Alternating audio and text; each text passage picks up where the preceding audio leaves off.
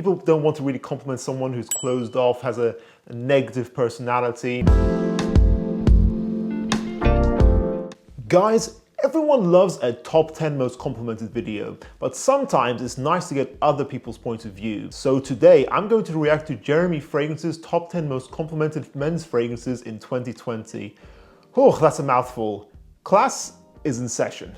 Let's get right into it, guys. These are some amazing compliment getters. If you don't get compliments with these fragrances, you are doing something wrong. All the people around you are just shy. So I agree with what Jeremy just said. When it comes to compliments, you need a few things. You need to dress well, have your personal hygiene in check, and be a friendly and approachable person in general. People don't want to really compliment someone who's closed off, has a negative personality. So make sure you're friendly.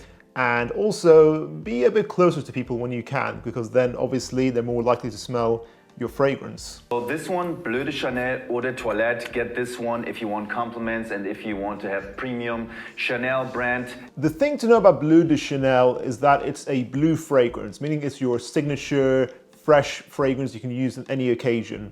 It's in the same category of things like Dior Sauvage, which in my opinion gets more compliments for me because it's a louder fragrance. This is more refined, more reserved. I think the Parfum is the best version, but the Eau de Toilette is good. I think the Eau de Parfum is probably the best value for money.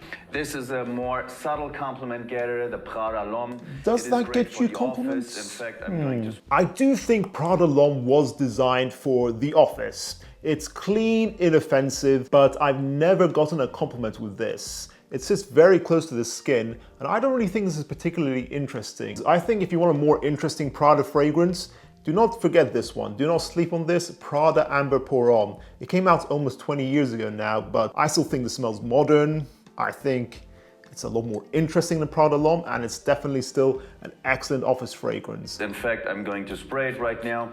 As you know, I got my own brand as well. Has his own brand. And third fragrance I got is the Dolce & Gabbana, the Yes. one Eau de Parfum. This is the Channing Tatum of the fragrance game. It's Channing sweet, Tatum it's of the sexy, fragrance it's like game. a male stripper that, you know, he knows how to behave. This is very easy to get away with a great lady's reaction. Be aware the performance could be much better with the one. Yeah, it's extremely safe, but yes, as Jeremy says, it's only got 5 hours performance. I'm not sure if D&G The One is a male stripper fragrance, but I agree that it's extremely safe. Probably the best date night fragrance to start off with in your collection.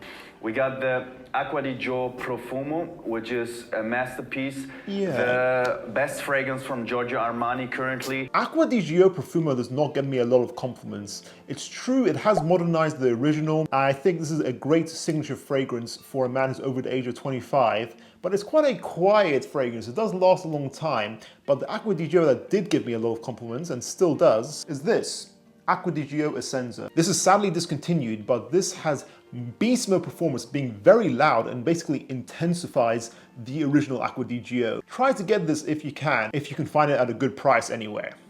If you want to have Yeah, sexy Eros compliments works, in the always club, works. of course, we're Versace Eros. This is a big compliment get. I get quite bored of it easily though. It's not a very complex fragrance. And funnily enough, a lot of people like to hate on Eros Flame, but this has actually gotten me more compliments. It makes the original Eros more interesting as well. I think you should check this one out as well. Then we got Spice the from Spice Extreme. This is Extreme. very much sexy and only cozy. winter, cold This is weather more for only. the Very couple strong. days for the- I am shocked he's spraying so much. That room probably smells like a headache right now. This is a powerful concoction of spices and tobacco.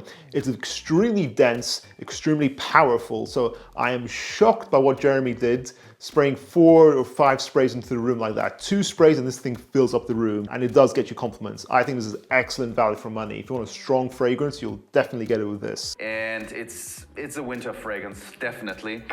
We got the Versace Dylan Blue. Dylan Blue.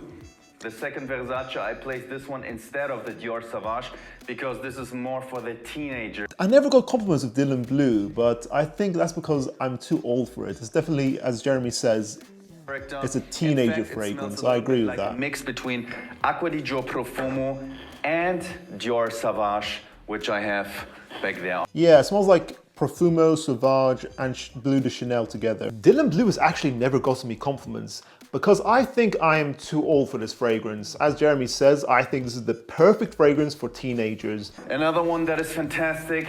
In the third place, a huge compliment. Now, I do not think this is fantastic. I gotta tell you, this is a beast in terms of. I think this is probably the worst from the Code line. It smells like a generic fragrance. Other blue scents have done it better. Everyone that loves the Armani Code, you should try the Armani Code Colonia. Not a fan. I'm sorry, Jeremy, but I completely disagree about Code Colonia. I think it's a very generic blue fragrance that is quite forgettable in my opinion.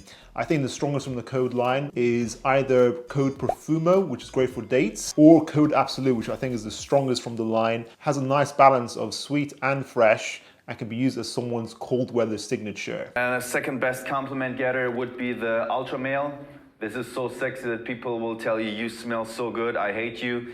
This smells so good that women say, man, I want to wear this myself. Also the reason why I did not place the Le Male Original. Jean Paul Gaultier's Ultra Male is a fun, loud, sweet bubblegum fragrance. So I agree with Jeremy, it is a compliment getter. It's definitely not a super masculine fragrance. It's a big, fun, sweet fragrance. I think women probably could get away with wearing this. And the original Le Male also gets me compliments. It's not as loud as it used to be, but I still think this is a solid date night option. I still think this is relevant.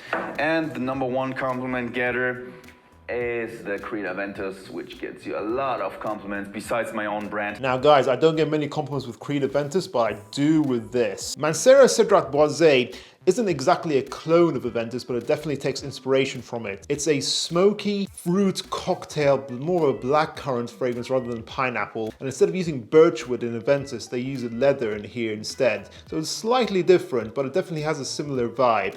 This is my number one most complimented fragrance of all time. I have had female colleagues tell me that, Omar, you smell divine whilst I was wearing this. This is a massive compliment getter. And if you're looking for an alternative that's more affordable than Aventus and might get you more compliments, definitely don't sleep on this one. And there you have it, guys. What do you think of Jeremy's list? Do you agree or disagree? Let us know in the comments down below and let us know what is your number one most complimented fragrance. You guys obviously know mine. Thanks for watching. Make sure you subscribe and class is dismissed.